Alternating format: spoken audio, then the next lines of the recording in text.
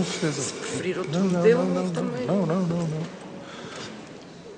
Senhoras e senhores deputados, retomamos então os nossos trabalhos com a audição da Senhora Secretária de Estado da Igualdade e Migrações, a quem darei desde já a palavra para início da reflexão conforme o requerimento do PAN. Faz favor, Sr. Secretário de Estado.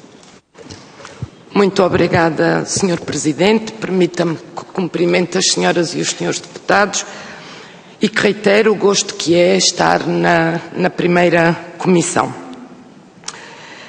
A violência contra as mulheres e raparigas não depende do grau de escolarização das vítimas ou dos agressores, nem da sua condição económica. Não depende de se encontrarem num país rico ou num país pobre. Depende única e simplesmente do facto de serem mulheres e raparigas. Até ao final de 2022, em Portugal, 27 homens mataram mulheres, companheiras, filhas, ou uma mulher com a qual tiveram uma relação significativa. No mesmo período, a PSP e a GNR registaram 30.389 ocorrências de violência doméstica. São números que nos inquietam e revoltam. Há ainda algo tão inquietante quanto as estatísticas da violência doméstica. Refiro-me ao estudo da Associação Plano I sobre violência no namoro, segundo o qual 53% da população estudantil do ensino superior já foi vítima de pelo menos um ato de violência no namoro. Ora, o que é ainda mais perturbador é o facto de a maioria destes jovens normalizar este comportamento, entendendo muitas vezes como uma demonstração de amor. O que está em causa na violência doméstica não é apenas a agressão e os efeitos devastadores que tem na vítima. Trata-se demasiadas vezes de destituir a vítima da sua liberdade, da sua dignidade, do seu livre-arbítrio. E também demasiadas vezes se encontram circunstâncias do agressor ou da própria vítima que se usam para diminuir a culpa, contribuindo assim para que a violência se perpetue. Precisamente por causa das tragédias pessoais que os números traduzem, permitam-me assinalar, como o PAN lhe chama, os meios de combate que o Governo vem instituindo, assinalando a evolução na proteção e apoio às vítimas em Portugal. Em 2015, tínhamos uma cobertura de 55%. Hoje, o país tem uma cobertura de respostas de 95%, que cobre 95% do território, assegurada pela Rede Nacional de Apoio a Vítimas de Violência Doméstica. O país conta hoje com 200 estruturas de atendimento às vítimas de violência doméstica, 26 unidades de acolhimento de emergência, 35 casas-abrigo, 28 respostas de apoio psicológico para crianças e jovens vítimas de violência doméstica, tendo estas no ano de 2022 atendido 9.569 crianças e jovens.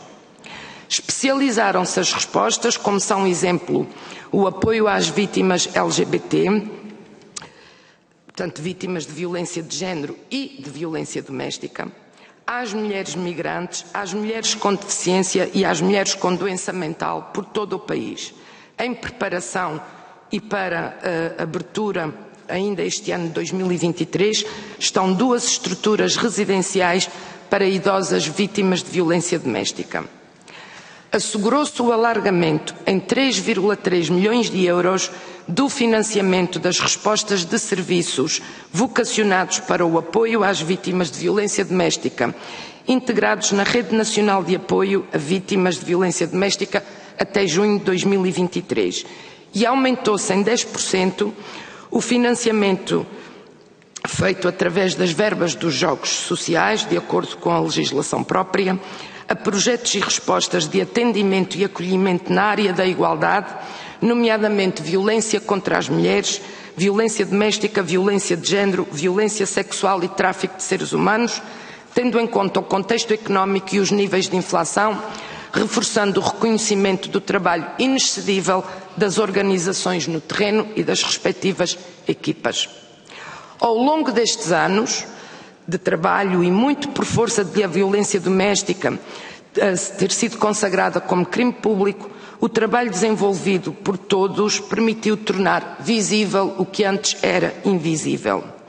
As vítimas romperam o silêncio e a violência doméstica é hoje dos crimes mais participados às autoridades, assim como tem aumentado o número de agressores com medida de coação aplicada, a cumprir penas de prisão efetiva e a participar no programa dirigido a agressores de violência doméstica.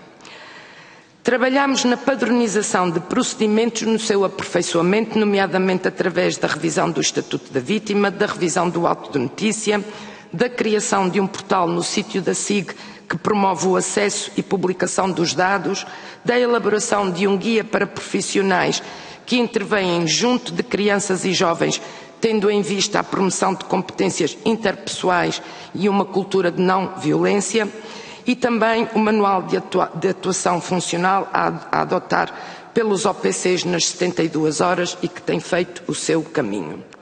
A cobertura da Rede Nacional de Apoio a Vítimas de Violência Doméstica, a sua capacitação, o Plano Anual de Formação Conjunta para todos os atores, a criação da plataforma Vivido, que procura evitar processos de revitimização, e a certificação de todas as entidades da rede que está em curso, são sinais claros do investimento na profissionalização do apoio às vítimas de violência doméstica em Portugal.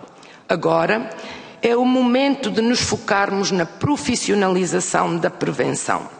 Sabemos que as questões de género e a cultura patriarcal estão na base da violência contra as mulheres. A desconstrução de estereótipos, dos comportamentos e de representações sociais é um trabalho que implica uma aposta firme, coerente, de longo prazo, para que se alcancem resultados sustentáveis. É determinante trabalhar com as crianças e jovens questões como a igualdade de género, o consentimento, a integridade pessoal, a resolução não violenta de conflitos. E este trabalho tem que ser feito nas escolas, com a comunidade educativa, mas também junto das comunidades. Demos continuidade ao Plano Anual de Formação Conjunta, que passará a incluir os temas da violência no namoro, bem como as medidas de proteção às vítimas, designadamente no âmbito do apoio das estruturas de atendimento e de acolhimento, incluindo as especializadas, dos processos de autonomização, do apoio e reforço psicológico a vítimas e da produção de materiais e campanhas de informação, alerta e segurança. A Justiça é um dos parceiros fundamentais no combate à violência contra as mulheres, no garante de que a impunidade não vinga, no garante da confiança e segurança às vítimas, para que em conjunto lhes possamos assegurar medidas de proteção e de autodeterminação e aos agressores medidas de coação e punição. Temos de conseguir que cada vez mais sejam predominantes as medidas de afastamento do agressor. E não basta intervir após o ato de violência contra uma mulher. É também necessário agir a montante da violência, em particular abordando e desafiando normas sociais e desequilíbrios de poder. É importante que todos os sistemas sociais, e não apenas o judicial, concorram para um discurso de responsabilização dos agressores e ponham fim à impunidade. Paralelamente, é necessário que o trabalho que fazemos ao nível da prevenção permita diminuir o tempo que as vítimas podem levar até apresentar queixa, que pode ser de até 10 anos no caso de uma vítima mulher e de 20 anos no caso de uma vítima homem. O reconhecimento precoce da situação é essencial para que se possa evitar o escalar das situações de violência. O novo Plano de Ação para a Prevenção e o Combate à Violência contra as Mulheres e à Violência Doméstica, que terá vigência entre 2023 e 2025, integrado na ENINT, será o espelho destes compromissos para o futuro, sendo mais um passo significativo para a concretização das políticas públicas de combate à violência contra as mulheres. Há um forte sinal de esperança nos milhares de mulheres que não são notícia. Uma mulher que não morre não é, felizmente, notícia. Mas são mulheres que reescrevem a sua própria história. Há muitas mulheres que se autonomizam e que seguem as suas vidas. Importa, por isso, também dar visibilidade a situações em que, de facto, ficou tudo bem, em que se romperam os ciclos de violência, promovendo uma cultura de denúncia, de procura de ajuda, de confiança no sistema e, acima de tudo, de superação e de empoderamento das vítimas. Estou mesmo a terminar, Sr. Presidente. Infelizmente, a violência doméstica sobre as mulheres é ainda hoje um problema gravíssimo à escala mundial, de tal ordem que as Nações Unidas incluíram o combate a todas as formas de violência contra as mulheres e raparigas no 5º objetivo do desenvolvimento sustentável da Agenda ONU 2030. Temos de estar unidos enquanto sociedade, promovendo a igualdade de género, combatendo todas as formas de violência contra meninas, raparigas e mulheres, e assim estaremos a contribuir para uma sociedade mais justa, mais inclusiva e também mais próspera. Muito obrigada e estarei depois à disposição das senhoras e dos senhores deputados. Muito obrigado, Sra. Secretária de Estado. Aproveito agora, uma vez que não o fiz antes, agradecer a sua presença e dizer que é sempre um gosto vê-la regressar a esta Comissão, embora agora noutra qualidade. A Sra. Secretária de Estado acaba de fazer a sua reflexão, uma vez que é este o espírito do requerimento que nos traz a esta discussão, e, portanto, agora eu darei a palavra às senhoras e aos senhores deputados para continuarem a reflexão ou fazerem a vossa própria reflexão nos termos, obviamente, em que entenderem. E começo por dar a palavra à Sra. Deputada Emília Cerqueira. Faz favor, Sra. Deputada. Obrigada, Sr. Presidente. Cumprimento a todos. Também é um gosto revê-la, Sra. Secretária de Estado, nesta primeira audição do ano 2023. As questões da violência doméstica, de facto, é uma daquelas questões transversais a que todos muito têm preocupado, e tem havido grandes esforços de todos os partidos políticos no sentido de se tentar melhorar o quadro normativo para fazer face a este flagelo transversal e que, pelas suas características múltiplas e que reveste desde a violência doméstica ao género, à violência no namoro, que é um fenómeno cada vez mais presente nas nossas vidas. E a verdade é que nós, não obstante este esforço, quando vamos olhando para os números, há a sensação que quase nada está feito.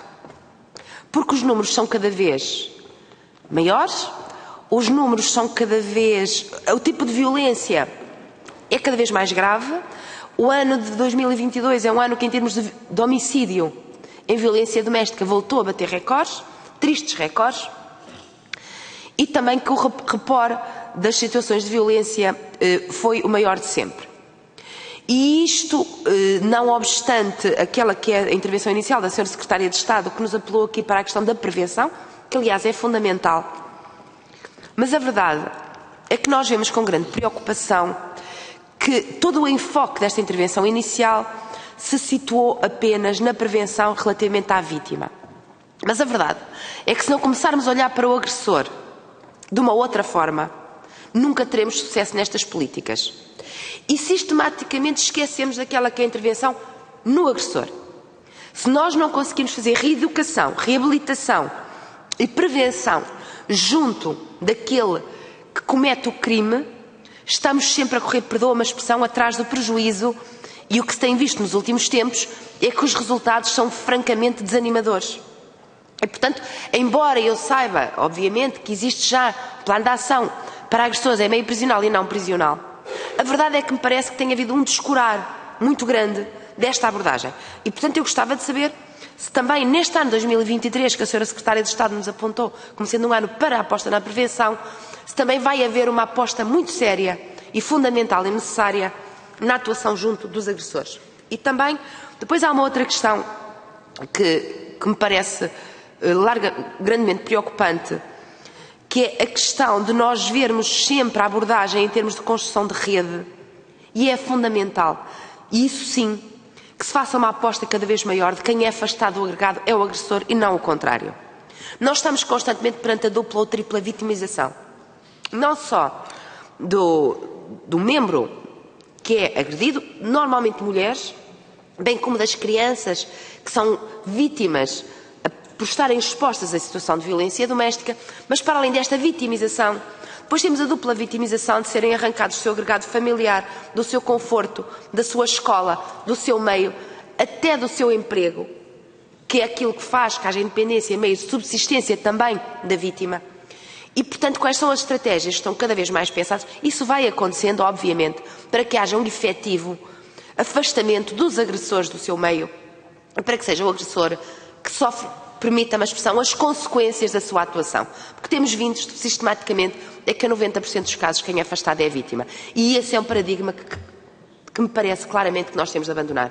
Temos de passar a ter uma abordagem através da ressocialização do agressor, bem como também uma abordagem pelo afastamento do agressor e não da vítima. E prevenção, principalmente nos mais jovens, essa é fundamental, gostava depois que se especificasse, e também o porquê dos planos de ação, continuarmos à espera deles. Já deviam ter sido em 2021, estamos em 2023, e planos de ação nada.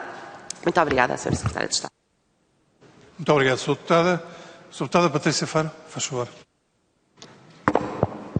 Muito obrigada, Sr. Presidente. Cumprimento todas as colegas e todas as deputadas e deputados. Um cumprimento especial à nossa Secretária de Estado e também desejar-lhe um bom ano de trabalho e que em harmonia possamos obter aqui os melhores resultados.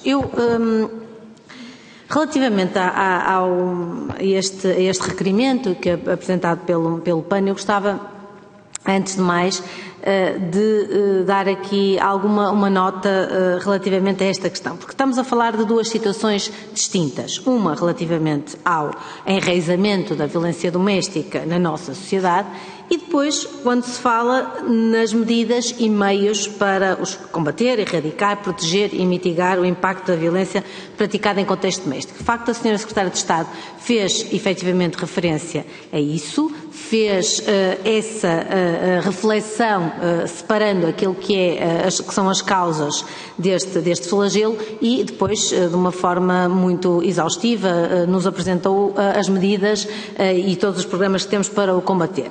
E sendo que relativamente ao enraizamento da violência doméstica falamos sobre as causas da violência e para isso existem múltiplos estudos, investigações sobre o fenómeno que vão desde a vertente conceitual até ao impacto das vítimas na comunidade. É um fenómeno de grande abrangência, como sabemos, complexidade, em que o conceito de condutas aceitáveis e não aceitáveis é influenciado pela cultura e sujeito a uma constante transformação. Portanto, é um fenómeno dinâmico. Na vertente da violência de género, tem na sua base as desigualdades de género e a violência exercida contra as mulheres implica relações de poder enraizadas numa natureza, de uma sociedade de natureza eminentemente patriarcal. E, portanto, as causas estão efetivamente lá atrás. Sobre os meios de combate e soluções, falamos de algo distinto, estamos perante um problema e agimos e direcionamos as políticas públicas de combate e erradicação de um fenómeno que obviamente repudiamos. Mas insistir nesta ideia, não é possível fazer uma avaliação séria das políticas adotadas por este Governo, sobretudo a partir do número das vítimas, das denúncias, mas sobretudo a partir das vítimas, e para que a vitimização que agora ocorre existam causas antigas e estruturais, e é por isso que a avaliação das políticas deste Governo impõe-se uma análise daquilo que tem sido feito e que foi, obviamente, esta apresentação que a Sra. Secretária de Estado nos fez aqui de forma tão objetiva. Uma coisa nós sabemos, há uma ligação direta com outras variáveis que potenciam a frequência e a severidade das agressões, como são os contextos de crise, o aumento de patologias psiquiátricas, os consumos abusivos de álcool, entre outras. Mas as causas, como referi, estão lá atrás. São essas que temos que combater todos os dias, porque a violência doméstica tem na sua gênese uma violência de género. A violência contra a mulher por ser mulher. Mas, de facto, as respostas que existem e continuam a ser robustecidas, como ouvimos hoje, com reforço não só ao nível dos serviços, mas também financeiro, porque é necessário continuarem a existir. Enquanto houver uma mulher, uma criança, uma pessoa, uma vítima, uma pessoa idosa vítima de violência doméstica, não vai ficar tudo bem. E por isso, Sra. Secretária de Estado, pergunto que projetos estão a ser desenvolvidos no âmbito da prevenção. Toda esta aposta e intervenção integrada é necessária, mas como bem referiu, a aposta na prevenção é fundamental para que não exista uma normalização da violência e que se possa apoiar esta ação integrada que tem vindo a ser feita pelo Governo. Muito obrigada. Muito obrigado, Sra. Deputada. A Sra. Deputada Patrícia Gil Vaz, faz favor.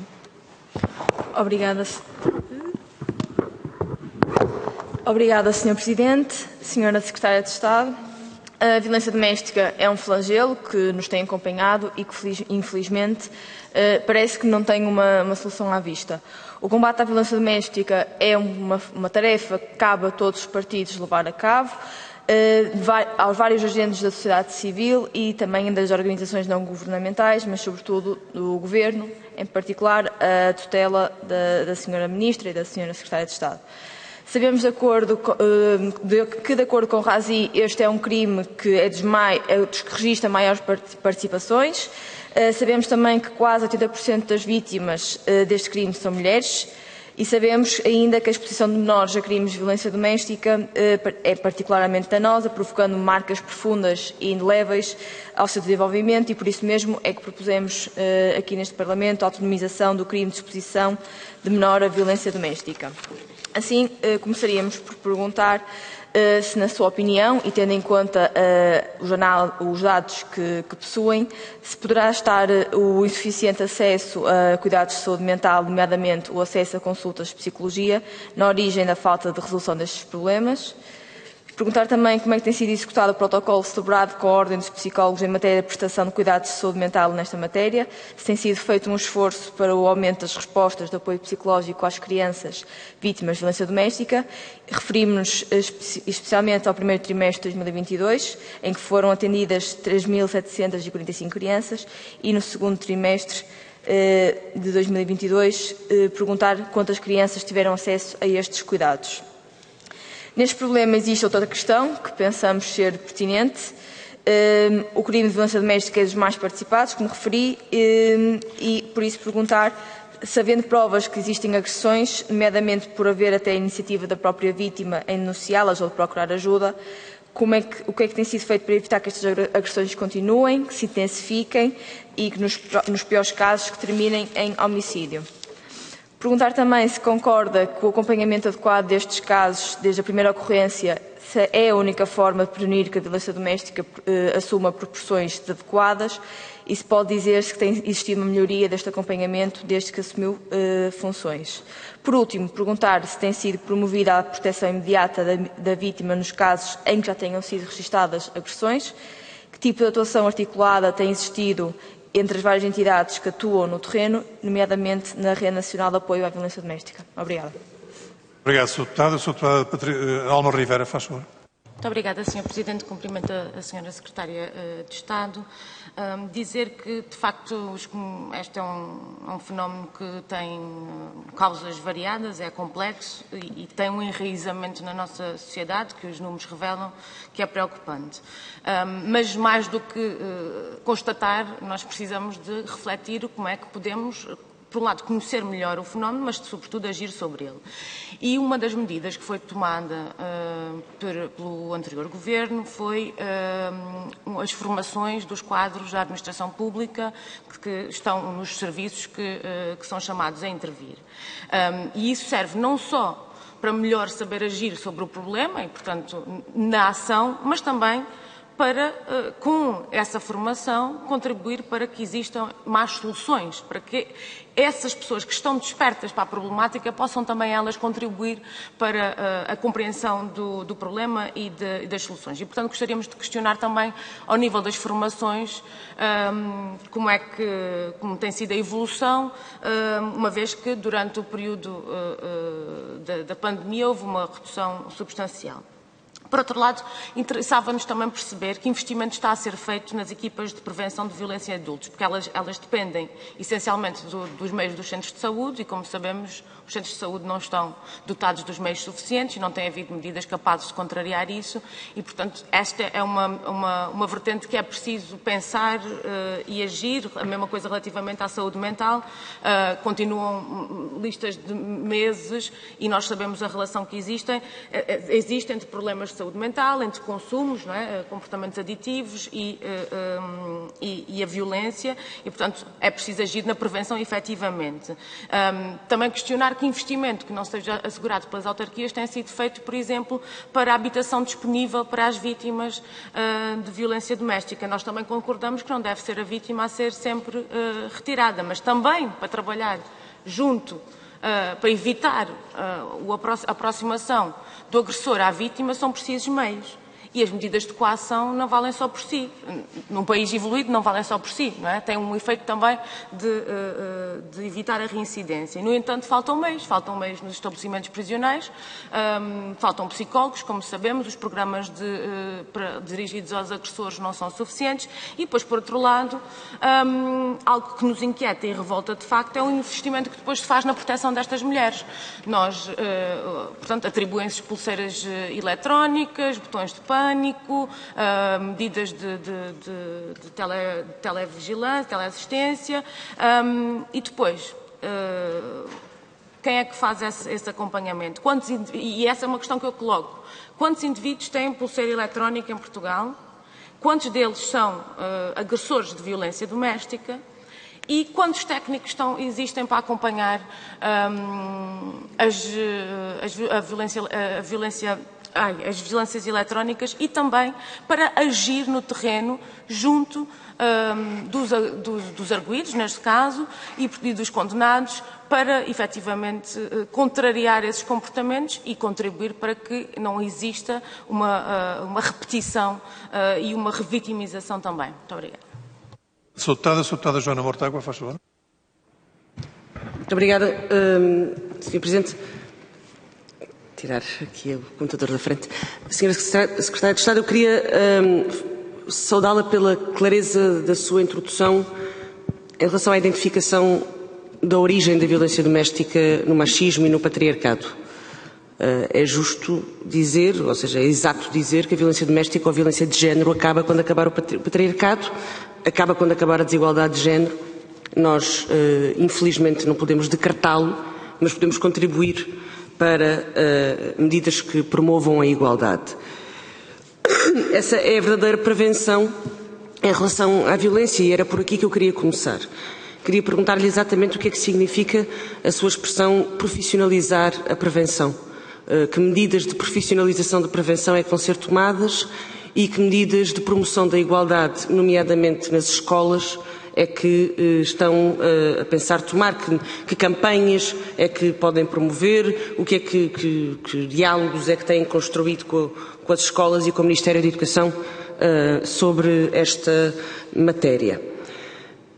A Sra. Secretária de Estado disse também que a violência doméstica é hoje um crime público no sentido lato do termo, ou seja, é dos crimes mais participados e tem uma visibilidade que não tinha há alguns anos e que isso nos dá ferramentas para combatê-lo. Ele, ao tornar-se... É verdade que as mulheres que não morrem não são notícia, infelizmente, mas também é verdade que hoje as mulheres têm têm um conjunto de ferramentas e de recursos para denunciar e para sentirem confiança nessa denúncia que não tinham antes e isso nos permite também combater de maneira mais eficaz a violência doméstica. Pergunto-lhe se o passo que se deu ao tornar a violência doméstica crime público, que foi determinante nesta matéria, não se devia dar também em relação ao crime da violação, porque o crime da violação está a aumentar nos seus registros e nós sabemos que mesmo assim ele está longe de ser denunciado na dimensão da sua realidade. A terceira questão que lhe queria fazer tem a ver com o combate, ou seja, o que é que se faz depois do crime ter sido cometido para combater a impunidade.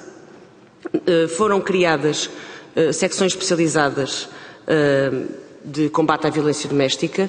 Foram criadas em modelo piloto, apenas em algumas regiões do país, e parece que a coisa parou por aí. As secções que existem não têm os recursos com que deviam funcionar, isso tem sido denunciado muitas vezes.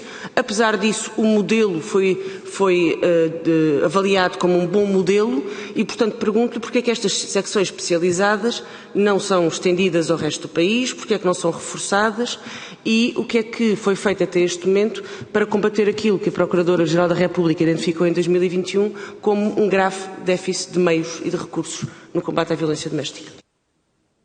Obrigado, Sra. Deputada. A Sra. Deputada Inês Sazarreal, faz favor. Muito obrigada, Sr. Presidente. Cumprimento as senhoras e senhores deputados, bem como a Sra. Secretária de Estado, e desde já peço desculpa por não ter podido estar na apresentação do requerimento, mas temos conferência de líderes ao mesmo tempo. O flagelo da violência doméstica tem atingido não só mulheres como homens, mas também crianças. Os números do ano passado são números preocupantes. Sabemos que muitas destas crianças também estavam sinalizadas já junto das CPCJs. Nessa medida, parece-nos importante perceber o que é que dos mecanismos de prevenção possam estar a falhar para que não se consiga em tempo chegar até estas crianças e retirá-las dos contextos familiares que claramente eram inadequados e que vieram a ter consequências absolutamente dramáticas. Sabemos e temos falado, até por causa do Orçamento do Estado, que tem sido feito um caminho no sentido de reforçar as casas-abrigo, mas também as respostas de prevenção, como é o caso das esquadras Júlia e Maria. No entanto, as mesmas são manifestamente insuficientes, seja para cobrir todo o território nacional, seja para, nos municípios onde há maior incidência dos dados relativamente à violência doméstica, garantirmos que chegamos a estas vítimas. Ontem tivemos aqui um conjunto também de audições, nomeadamente a Sra. Presidente da CPCJ, a respeito deste flagelo. Não podemos ignorar que, não obstante as estratégias existentes, os planos, os eixos, seja também por força do contexto da Covid, que obrigou as vítimas a ficarem em casa com os próprios agressores. E já aqui ouvimos falar na linha de apoio telefónica que foi criada, mas também nos foi dito que só em dezembro foram feitas mais de 8 mil participações relativamente ao abuso infantil. E nesse sentido, Sra. Secretária de Estado, parece-nos que há alguma articulação aqui a corrigir efetivamente. Queríamos perceber, do ponto de vista da legislação, se a mesma passará necessariamente por reforçar, por um lado, no que diz respeito à violência doméstica e ao abuso infantil, ou ao contrário, de outra forma, ao abuso infantil praticado em contexto de violência doméstica, se efetivamente faz sentido alterar as estruturas das CPCJs para garantir não só uma maior profissionalização, mas também uma menor sobrecarga dos processos. Por outro lado, relativamente às vítimas de violência maiores, tendo em conta que a legislação, em regra, aquilo que promove é a saída de casa... Estou mesmo a concluir. A saída de casa das vítimas para afastamento do agressor, se de facto deveríamos ponderar outras medidas, nomeadamente de afastamento do agressor, ou em vez de termos que retirar as vítimas das suas casas. Obrigada. Muito obrigado. E dou agora a palavra à Sra. Secretária de Estado. De novo, por favor. Muito obrigada, Sr. Presidente. Agradeço às senhoras deputadas todas as questões que colocaram. Disponho de 10 minutos, pelo que vou tentar, tanto quanto possível, integrar as respostas para não deixar nenhuma para trás. De qualquer forma, começarei pelas questões colocadas pela senhora deputada Emília Cerqueira. E antes ainda de comentar, julgo importante dar conta dos números dos homicídios em contexto de violência doméstica. A senhora deputada referiu que o ano 2022 tinha batido um recorde. Felizmente não foi assim. O recorde foi o ano de 2019, ainda mais trágico, com 35 mortes, 2020 com 32, 2021 com 23, 2022 com 27. O que não quer dizer que em 2023 não possamos, apesar de todo o trabalho que diariamente é feito de norte a sul do país, não possamos registar números ainda mais dramáticos. Creio que ninguém que se encontre no lugar em que eu estou neste momento poderá com sentido de responsabilidade, dizer que vai haver menos casos de homicídios ou menos agressões, porque julgo que um dos traços que é uma das conclusões que me parece ser comum a toda a participação esta manhã nesta reflexão é que este é um fenómeno de facto profundamente enraizado, com causas que são de abordagem muito difícil. A senhora deputada diz também que estes resultados não são animadores e eu concordo consigo.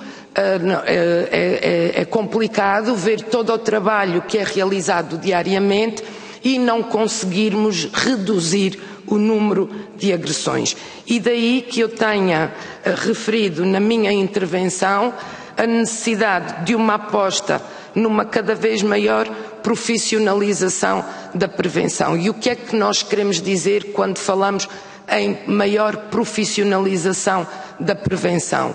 Uma maior integração dos diversos projetos, assegurar que todas as pessoas que estão a trabalhar nesta área, portanto, que estão a trabalhar em prevenção da violência doméstica, tenham formação técnica adequada e que haja uma grande articulação, porque é a única maneira de podermos ter uma otimização de recursos e aumentar a eficácia da nossa ação. Esta eficácia tenderá a diminuir substancialmente se eu não tiver um determinado nível de harmonização da abordagem, de procedimentos e da própria linguagem que as diversas entidades assumem. É também muito importante aqui o trabalho que pretendemos fazer com as escolas. Uma das questões que nos parece essencial é reforçar o contacto das crianças e jovens com as ações de prevenção. Elas não podem acontecer a espaços ao longo da vida escolar, precisamente porque estamos a falar de desconstrução de estereótipos e de representações. Este tem que ser um trabalho muito intenso e continuado. Ainda no âmbito da prevenção, uma das ações que nós reputamos que mais impacto pode ter foi abordada pela senhora deputada Alma Rivera, é a formação para um conjunto de profissionais. Neste momento foram já realizadas 362 sessões que abrangeram 3.423 profissionais da área da administração interna, da justiça, da educação, do trabalho e da solidariedade e segurança social, da saúde, da própria rede de apoio à vítima, das magistraturas, e estão previstas mais 7.000 horas de formação, formação esta que é certificada pelo INA. Temos ainda, no âmbito do protocolo, com a ordem dos psicólogos, feito o trabalho junto. Portanto, este protocolo está perfeitamente em execução. Foram formados profissionais na zona norte, centro e Alentejo. Eu recordo que são estas as zonas do objetivo de convergência, portanto, que estão abrangidas neste protocolo com a ordem dos psicólogos, e no ano de 2022 foi atendido um total de 9.569 crianças. E o nosso objetivo é continuar a forçar este recrutamento. Aliás, para este ano temos já previsto algum reforço. E neste trabalho temos que seguir a mesma lógica de profissionalização. Portanto, temos que ter um grupo profissional coeso, que fale uma linguagem comum, que tenha uma comunicação ágil e que seja técnico e cientificamente consolidado. Há um aspecto em que eu tenho que estar de acordo com as várias senhoras deputadas que referiram isto, e eu dei nota disso na minha intervenção.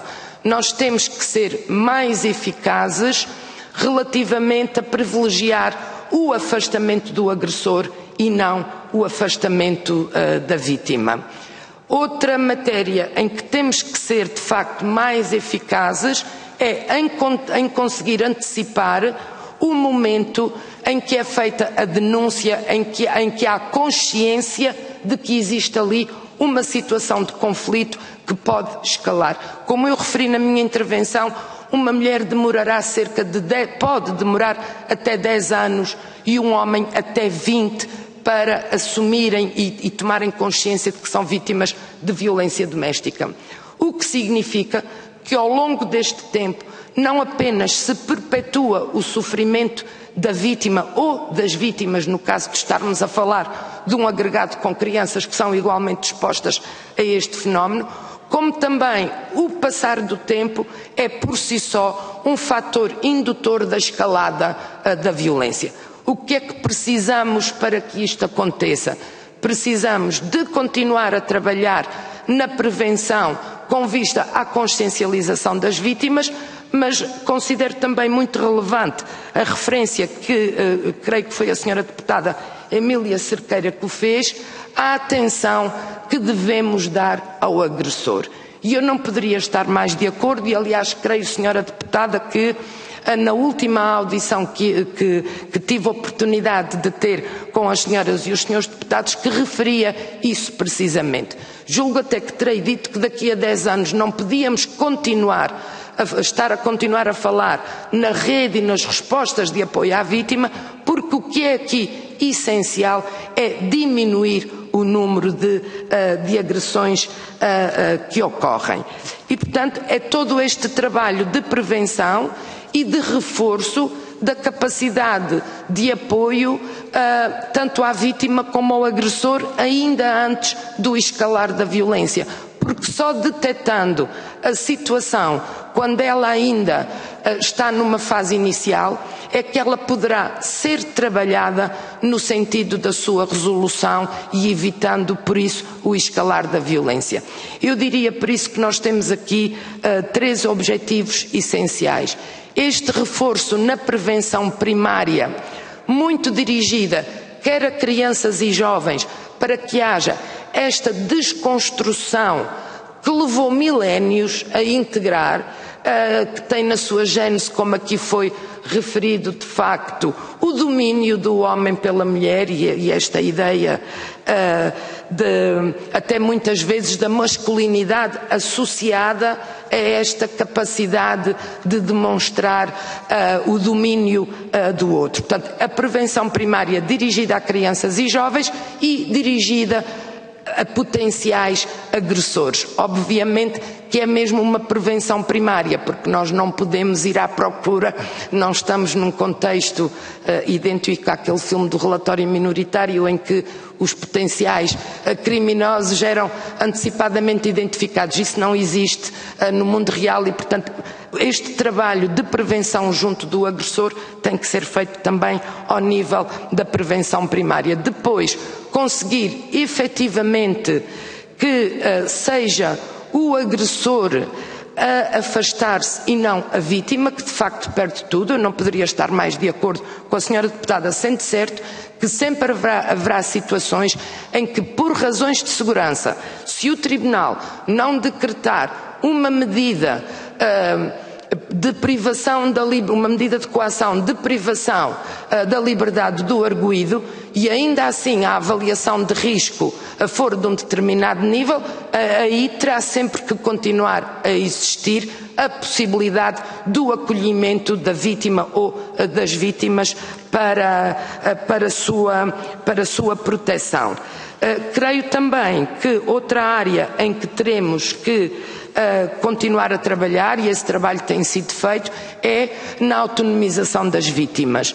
É muito importante que, sem prejuízo da necessidade do acolhimento, que o mais rapidamente possível a vítima possa retomar a sua vida num espaço onde ela possa viver em liberdade, o que significa apoiar estas vítimas na sua transição da casa-abrigo, quando o regresso à sua morada não for uma solução, o que pode acontecer por inúmeras razões processuais. Eu sei que já excedi o meu tempo, não queria deixar de falar da questão sobre a articulação com a CPCJ, como foi colocada pela senhora deputada Inês Sousa Real. Eu creio que o sistema de promoção e proteção é um sistema muito bem montado, mas todos nós sabemos que há comissões onde, de facto, há comissões que têm um volume processual muito grande relativamente a outras com um volume muito diminuto. Mas aí julgo também que quer as próprias CPCJs, quer a Comissão Nacional terão ferramentas para suprir estas faltas, mas julgo também ser público que está criado um grupo de trabalho, o qual é integrado também por um representante do nosso gabinete e que está precisamente a fazer uma reflexão em sede do Sistema de Promoção e Proteção. Esse grupo de trabalho é liderado pelo Ministério do Trabalho e da Solidariedade Social. Tendo já roubado muito tempo às senhoras e aos senhores deputados, eu queria deixar apenas uma nota em tom de conclusão. Sem prejuízo de todo o trabalho que sempre teremos que fazer no apoio das vítimas, no trabalho de prevenção junto de potenciais agressores, nunca poderemos ter sucesso nesta matéria enquanto não houver uma verdadeira desconstrução em torno desta ideia de género. Portanto, este é o trabalho de fundo que temos que fazer e um trabalho que convoca todos os elementos de uma comunidade. Muito obrigada. Muito obrigado, Sra. Secretária de Estado, pelo contributo que nos deu para esta pequena, mas tem que ser pequena, mas vamos continuá-la com certeza, a reflexão, que teve origem num requerimento do PAN. E vamos agora passar à audição da Sra. Ministra.